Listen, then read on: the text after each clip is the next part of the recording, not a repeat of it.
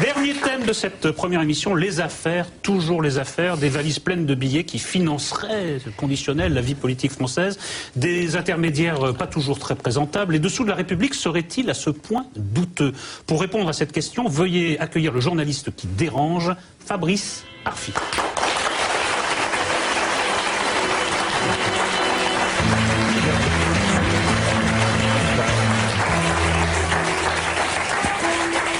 Alors depuis quelques semaines, on ne parle que de ces hommes de l'ombre, Robert Bourgi, Alexandre Djouri, Ziad Takieddine. Fabrice Arfi, décidément, c'est la malédiction du I. On parle surtout de l'affaire Karachi. Depuis 2 jours, c'est revenu en force dans l'actualité et c'est une affaire qui vous passionne, sur laquelle vous enquêtez depuis des années. Est-ce qu'on peut avoir d'abord un petit rappel des faits et ensuite on passera aux menaces de mort que vous avez reçues parce qu'on n'enquête pas sur ces dessous douteux de la République en toute impunité. Mais d'abord, l'affaire Karachi pour les nuls, disons. L'affaire Karachi pour les nuls, c'est plutôt les affaires Karachi. Il y a 2 affaires. Il y a une affaire criminelle, antiterroriste, qui est celle d'un attentat qui a eu lieu le 8 mai 2002 à Karachi, où on trouvait la mort 11 ouvriers français de la direction des constructions navales, une entreprise qui construisait des sous-marins vendus par le gouvernement Balladur aux Pakistanais. Une fable a été racontée pendant des années aux familles des victimes, à savoir que c'était Al-Qaïda, forcément Al-Qaïda, qui était derrière cet attentat. Il apparaît, à la lecture du dossier, des révélations que nous avons pu faire, que cette fable a été une construction policière des services secrets et de l'appareil sécuritaire pakistanais. Et aujourd'hui, un nouveau juge, le juge Trévidic, explore une autre hypothèse d'enquête, qui est celle de règlement de compte au sein de l'appareil politique et sécuritaire pakistanais sur fond d'argent sale. Première affaire. Deuxième affaire. En se plongeant dans les arrière-cuisines des ventes d'armes, et notamment du contrat d'armement dans le cadre de l'exécution duquel sont morts les ouvriers français, on a découvert des mœurs politico-financières liées aux ventes d'armes qui relèvent de la cuisine un peu saumâtre. Voilà, c'est-à-dire des intermédiaires, de l'argent sale et des soupçons lourds, très lourds de financement politique illégaux. Donc là, les derniers développements dans l'enquête vont plutôt dans votre sens, c'est plutôt la piste politique qui est privilégiée. On a appris la mise en examen, alors non seulement de Ziad Takieddine, qui est un intermédiaire franco-libanais, mais de 2 intimes de Nicolas Sarkozy, qui à l'époque des faits avaient des responsabilités politiques, notamment Nicolas Bazir. Tout à fait, c'est-à-dire que là on est dans le cas du volet financier de l'affaire Karachi, qui est instruit par le juge Von Rumbeck, qui est déconnecté de l'enquête anticriminelle, puisque là on parle de corruption politique autour des ventes d'armes et notamment du financement possiblement illégal de la campagne de M. Balladur en 95. Dont Nicolas Bazir était le directeur de... Dont Nicolas Bazir, après avoir été directeur de cabinet d'Édouard Balladur à Matignon, a été son directeur de campagne. Alors dernière pièce, et c'est peut-être la plus compromettante, on explique que l'attentat pourrait être lié à l'arrêt du versement des commissions, les intermédiaires n'auraient pas tout touché, et par mesure de représailles à travers l'appareil policier pakistanais, il y aurait eu une sorte de vendetta, et ça se serait soldé par la mort de Français. Alors ça complique la chose, parce que c'est pas seulement une magouille financière, c'est qu'il y a eu mort de compatriotes. Disons, alors est-ce que c'est vraiment quelque chose qui se rapproche à grands pas de l'Élysée? Est-ce que vous prévoyez des développements qui pourraient mettre en cause directement le président de la République? Il faut prendre les choses telles qu'elles sont. C'est-à-dire qu'il y a 2 scandales, ce que je vous expliquais. Le scandale d'un attentat dont on a vendu un faux coupable. Et il y a un scandale qui est celui de la corruption autour des ventes d'armes. Ça fait 2 scandales. S'il y a un lien qui n'est pas aujourd'hui démontré entre les 2 scandales, on est tout simplement face au plus grand scandale de 5e République. Mais le lien n'est pas démontré. Non, le lien n'est pas démontré. Mais c'est important. Mais bien sûr, c'est important. Et d'ailleurs, on n'a jamais dit qu'il était démontré. C'est une hypothèse d'enquête qui est l'une des hypothèses privilégiées aujourd'hui par le juge Trévidic. Oui, justement, vous avez mis au jour des éléments très compromettants de l'enquête. Je l'ai dit, ce n'est pas en toute impunité. Vous avez reçu des menaces de mort. Je ne peux pas lire le message parce que non seulement c'est des menaces de mort, mais ils sont particulièrement orduriers et ça ne se fait pas à la télévision. Mais est-ce que vous les prenez vraiment au sérieux, ces menaces? Disons que je ne m'attends pas à vivre avec un petit point rouge sur le front dans la rue, mais ce dont j'ai été la cible est une véritable opération d'intimidation en pleine campagne de révélation de Mediapart sur les compromissions de Ziad Takieddine avec la présidence de la République, non pas seulement entre 93 et 95, mais entre 2002 et 2010, avec le régime de Bachar el-Assad en Syrie, avec le régime du dictateur Kadhafi avant qu'on lui fasse la guerre. Là, à ce moment-là, je reçois en effet des menaces de mort où on me promet, et ça n'est pas injurieux mais c'est menaçant, 3 balles dans la tête. Donc j'ai décidé de déposer plainte en justice pour dire que voilà, dans une démocratie, on ne peut pas travailler dans ces conditions avec un homme qui est lié à un marchand d'armes, lequel est une sorte de fil conducteur de la part d'ombre du sarkozysme depuis 93. Alors, Nicolas Sarkozy promettait une république irréprochable, mais alors je me tourne vers Zemmour. Le peut-elle, le doit-elle? Ouais, moi, j'écoute notre confrère, j'ai écouté M. Bayrou ce week-end, qui comptait passer tous ces gens au Karcher, si j'ai bien compris. Je suis toujours, vous savez, moi je dois avoir toujours mauvaise conscience, je dois avoir toujours peur, je dois avoir le souvenir, je pense que mes ancêtres ont été peut-être victimes de la terreur, parce que j'ai toujours peur de la terreur de la vertu, de ces professeurs de vertu qui nous disent mais c'est catastrophique, c'est scandaleux, etc. Regardez ce qui se passe, des rétrocommissions, etc. On sait depuis toujours, sous la Ve République, en tout cas, mais c'était aussi sous la 4e, sous la 3e et toujours, il y a toujours eu de la corruption, il y a toujours eu du financement de partis politiques et de campagnes électorales qui étaient de l'argent illégal ou sale. Simplement, je note maintenant, sous la Ve République, c'est devenu une habitude. À chaque fois qu'il y a une présidentielle qui arrive, on sort les dossiers, c'est à chaque fois la même chose. D'ailleurs, ça monte en niveau, puisque on avait les diamants de Giscard en 81, on avait les terrains de Bernadette Chirac en 95, et là maintenant on a Bourgi, Djouri, Takedine. Non mais est-ce qu'on parle pas, excusez-moi, je ressens le débat, est-ce qu'on parle pas de deux choses différentes? Une zone grise qui serait celle des commissions, dont on peut croire d'ailleurs que les pratiques continuent, et une zone noire qui serait les rétrocommissions. Alors là, c'est parfaitement illégal, et là, ça s'est soldé par la mort d'hommes. Alors, ce que dit Zemmour n'est pas faux, il y a toujours eu des histoires un peu louches. Il a dit lui-même, c'est important, qu'il n'y avait pas de lien prouvé. Non mais c'est très important à mes yeux. On peut s'émouvoir d'un mensonge dans une affaire terroriste et d'un scandale de corruption politique sur des ventes d'armes. La mort de 11 ouvriers français, c'est pas la même chose. Non, mais c'est sur ça qu'on enquête. Si on dément ce qu'on n'a pas dit, on est sûr d'avoir raison. Donc, non, mais je tiens à faire préciser parce que... Très bien. Je vais répondre à ce que vous dites, et vous avez beaucoup de talent, y compris parfois pour dire des choses fausses. Vous développez un peu la thèse des boules puantes, qui est une thèse fumeuse, en disant, voilà, il y a la campagne présidentielle qui arrive et les dossiers sortent. Alors, c'est très dangereux, à mon avis, de faire ça, parce que vous mélangez tout. Et toutes les affaires ne se valent pas. L'affaire Bourgi ne vaut pas l'affaire Djouri, qui ne vaut pas l'affaire Takedine. L'affaire Takedine, l'affaire Karachi, c'est une affaire où il y a un juge, contrairement aux autres. Il y a un juge qui a des milliers de documents, suffisamment d'indices graves et concordants, comme le dit le code pénal, pour mettre en examen des gens. Et juste une précision, le premier article de Mediapart qui révèle les premiers dessous de cette affaire Karachi date du 13 septembre 2008. Donc on est quand même très très loin de la campagne présidentielle. De toute façon, alors là, si vous voulez me lancer sur Mediapart, c'est très simple. Mediapart veut se faire Sarkozy depuis le début, depuis 2007. C'est le principe même de Plenel. C'est très bien. C'est très bien, c'est très bien. C'est très bien. Non, ça s'appelle le journalisme. Moi, je voudrais dire quelque chose sur ce que Zemmour vient de dire, parce que je suis habituellement en désaccord avec lui, mais là, je suis scandalisé par ce qu'il a dit. Je pense que ce qu'il a dit est une faute. Moi, je puis affirmer, pour avoir mené l'affaire Tapie, d'un bout à l'autre, et seul contre tous, très souvent, qui sera, je le crois, un scandale, et peut-être le plus grand scandale de la Ve République, parce que c'est l'argent du contribuable qu'on a pris pour une spoliation que je trouve, moi, extrêmement grave. Si Mediapart n'avait pas été là, cette affaire ne serait jamais sortie. C'est eux qui ont fait le travail. Et comme toujours, quand des journalistes osent affronter le pouvoir, c'est eux qu'on cible.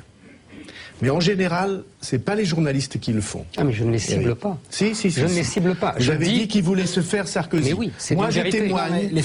Moi, je témoigne. Soit ce qu'on écrit est faux, soit ce qu'on écrit est vrai. Non, moi, je on n'est pas en dessous témoigne. des lois, on peut nous poursuivre en débat. Moi, je témoigne simplement. Mais bien sûr, je ne dis pas que vous travaillez mal. Je dis simplement qu'il y a un objectif et qui est de se faire Sarkozy. Voilà, c'est tout. Je n'en sais rien, mais je ne le crois pas. La recherche de la vérité. Moi, non, mais ça, c'est pour les enfants. Ça, c'est la vérité pour les enfants. Moi, je crois simplement qu'en France, il y a un énorme courant de médias proches du pouvoir et qu'il y en a au moins un qui a su montrer, je me sens pas visé, face à ce pouvoir, c'est pas de vous que je parle. Bon, ça va. On ne parle pas toujours de toi. Oui, justement, parce que je réponds. Je puis affirmer, comme citoyen, ayant mené un combat tout seul avec... Bon, on était très peu à mener le combat sur l'affaire Tapie. Deuxièmement, tout le couplet historico-indulgent sur le fait, mais mon cher ami, mais il y en a toujours eu. Mais c'est pas faux. C'est pas faux. Tout le combat qu'on doit à ce qu'on est, si on est un civique et citoyen, et si on a des enfants, tout le combat, c'est précisément que ça change. Et il y a une grande différence entre aujourd'hui et autrefois. C'est que, autrefois, c'était caché, dissimulé, dans l'ombre, il y avait peut-être des officines, des transporteurs de mallettes, mais aujourd'hui, ce qui est profondément troublant et déstabilisant et insupportable, c'est que c'est installé au cœur de l'État. Ces réseaux-là, dont on vient de citer le nom, ils ont table ouverte, c'est chez eux. L'État, c'est pas l'État des citoyens, c'est pas l'État des pauvres, c'est chez eux qu'ils sont installés. Monsieur Bayrou. Et donc cette affaire-là, on ne le fait pas pour ou contre Sarkozy, ou contre la gauche ou la droite ou le centre. On le fait parce qu'on veut une vie politique respectable. Par exemple, les 3 visages qu'on montrait tout à l'heure sur l'écran, en réalité, il y avait à l'intérieur du même parti un réseau Chirac et un réseau Sarkozy qui se faisait la guerre sur fond de trafic d'armes, d'argent versé en grande partie par la France, ou en tout cas assumé par la France, pour acheter des gens qui reversaient aux hommes politiques de décision, si c'est vrai. Tout ça au conditionnel, donc. Écoutez, c'est purement et simplement inacceptable. Juste pour illustrer c'est pas parce qu'il y a eu des saloperies dans l'histoire qu'on doit accepter qu'elles se perpétuent pour l'avenir. Non, mais juste pour illustrer votre propos, je voudrais qu'on entende Jean-Marie Bockel, l'ancien secrétaire d'État à la coopération. Je pense que ça va éclairer le dernier échange.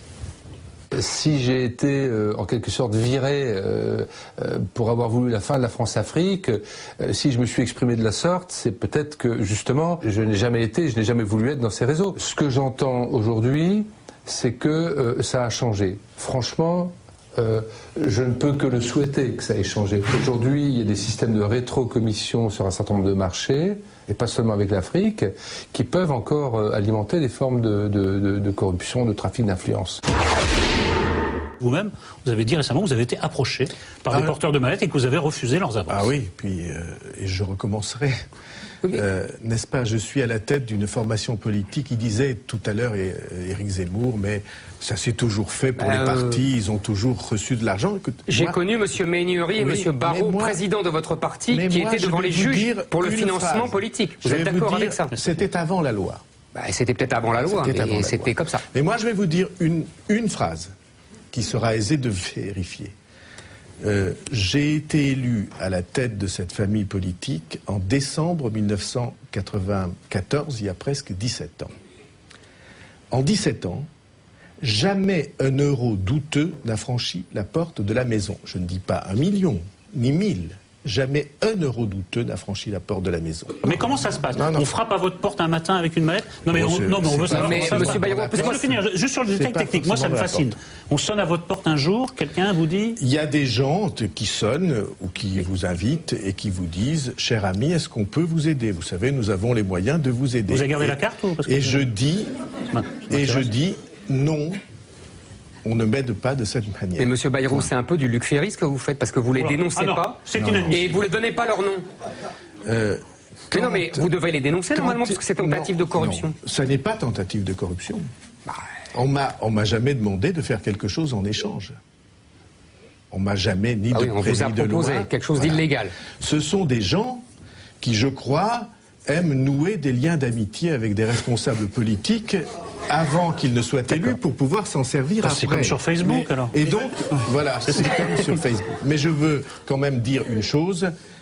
Quand cela m'a paru menacer la sécurité nationale, j'ai fait ce qu'il fallait pour que les services de l'État en soient informés précisément. Fabrice Arfi. Mais pour filer votre question, Éric Zemmour, si on prend le cas Bourgi qui est un véritable cas d'école. Hein. Ce qu'il dit, voilà, moi j'ai transporté des valises, je suis un délinquant, j'ai blanchi de l'argent pendant des années de la part d'États africains à destination d'hommes politiques français. Voilà, Jacques Chirac et Dominique de Villepin. Et Absolument. il dit dans l'interview du JDD, qui révèle son propos, qu'en 2005, il est allé voir Nicolas Sarkozy pour lui dire ce qu'il faisait. Claude Guéant, sur le plateau de RTL, a confirmé que Robert Bourgi, en effet, est venu raconter ce qu'il raconte aujourd'hui à Nicolas Sarkozy. Et que fait Nicolas Sarkozy, qui est ministre de l'Intérieur? Il ne trouve rien de mieux que de proposer à M. Bourgi de travailler en 2007, quand il est président de la République, et de lui remettre la Légion d'honneur. C'est quand même un peu problématique. Monsieur Arfi, il y avait, sous le général de Gaulle, qui était on ne peut plus scrupuleux, il y avait ce qu'on appelait les réseaux Focard, qui faisaient exactement la même chose. Et quand François Mitterrand est arrivé, Loïc Le Floch-Prigent était président d'Elf, il a raconté comment Mitterrand lui a dit qu'il fallait partager les rétrocommissions entre le PS et le RPR. Donc je maintiens que ça s'est toujours fait, et je finis simplement en disant... En démocratie, on peut avoir la faiblesse de penser que plus on avance, plus ça s'améliore. C'est une grande naïveté, parce que justement, c'est la démocratie est beaucoup plus corrompue que les monarchies absolues. Parce que tout simplement, il y a beaucoup plus de gens à corrompre. Mais si, bien sûr que si. Il y a beaucoup plus de gens à corrompre. Mais bien sûr que si. Non, mais M. Bayrou, vous voulez placer la morale dans le débat politique. C'est un Pas mythe. du tout. La morale et la démocratie, c'est le mythe Vous absolu. voulez un retour à la morale, tout à fait estimable. Je récuse pour aujourd'hui, pour demain et pour après-demain tous ces types qui viennent nous dire que la saloperie est dans la nature de la démocratie et qu'il faut l'accepter une fois pour toutes. Dans la nature Eh bien, humaine, tout si bêtement. c'est ça, moi en tout cas je considère que nous manquons mais au plus élémentaire de notre Mais responsabilité. est-ce que la République est réformable, monsieur Oui, Bayrou? bien sûr, la République Comment est réformable. Il y a beaucoup de pays dans lesquels la démocratie est respectable ou respectée. Monsieur. Et en tout cas, je voudrais que la France en fût. Mais ils Et vendent s'il pas n'y en d'armes, a pas ceux-là. d'autres- Ils vendent pas d'armes. Et ils vendent, mais bien sûr que Ça si. n'est pas vrai, Et ça n'est les pas vrai. autres, La la France- corruption est au cœur des Attendez. ventes d'armes. Eh bien- Et si on ne le fait pas, les autres vendront des Eh armes bien, parce qu'ils s'il vous corrompront. plaît. Ça, c'est l'histoire des Jeux Olympiques de S'il Londres. vous plaît. Mais vous Si dites Blair n'avait pas arrosé tout le monde, il n'aurait pas gagné les Jeux Olympiques de Vous dites, Londres. vous dites le vol est partout, légalisons le vol. Non, je dis Le problème- simplement, il ne faut pas non, être mais- naïf. mais Et c'est- les autres le feront si on ne le fait Mais pas. c'est pas être Mais naïf, c'est ça qu'il y a fait un code vraiment- pénal. Il y a un code pénal qui trace une ligne qui est la ligne de la loi. Mais est-ce que vous Sur croyez la que les franchise, Américains ça- respectent notre code pénal? Mais alors, Est-ce que vous croyez que les Anglais respectent notre La code pénal? parole est à M. Bayrou, car on a Merci. beaucoup entendu M. Zemmour. Ce que Non, j'ai c'est pas vrai. dit, moi je récuse absolument cette vision. Ce que j'ai dit dans le discours de dimanche, c'est on est venu nous dire qu'il y avait des voyous dans les banlieues et qu'il fallait les passer au Karcher. Eh bien maintenant, ce qu'on découvre, c'est que les voyous et les bandes et les gangs, ils sont au cœur de l'État. Et on doit commencer par passer le Karcher là. C'est là que ça se passe. Je refuse absolument de considérer qu'il y ait là une espèce de fatalité, parce que Montesquieu, que tout à l'heure Éric Zemmour citait, Montesquieu, il a dit une fois pour toutes que il y a en effet dans la nature humaine des pentes et des vices, mais que les institutions, et notamment la séparation des pouvoirs, c'est fait pour y mettre une barrière infranchissable. Moi, ce que je récuse, c'est qu'il n'y ait pas, ça n'est pas qu'il y ait des gens qui dérapent et qui aient envie de déraper, c'est que d'habitude, l'État est là pour combattre ces gens, et que maintenant, dans le système que Zemmour défend, l'État est leur principal défenseur. Eh bien, je n'accepte pas que l'État, au lieu de combattre ces bandes et ces voyous, les aide et les installe Là au non cœur plus, du vous ne pays. serez Voilà. pas d'accord, Éric, juste un instant. Fabrice Arfi, on est un peu effaré en ce moment par l'emballement quantitatif et qualitatif, si j'ose dire, des affaires. Est-ce qu'il y a d'autres affaires qui pourraient sortir à votre connaissance? Je ne sais pas, moi je ne suis pas dans le secret des âmes Vous et enquêtez sur de d'autres choses l'avenir. dont vous ne pouvez pas forcément parler en détail ou... Non, mais moi je travaille beaucoup sur l'affaire Karachi, l'affaire Takedine, et je peux vous dire de fait que oui, nous n'en sommes qu'au début et que c'est un poison mortel pour la présidence de la République.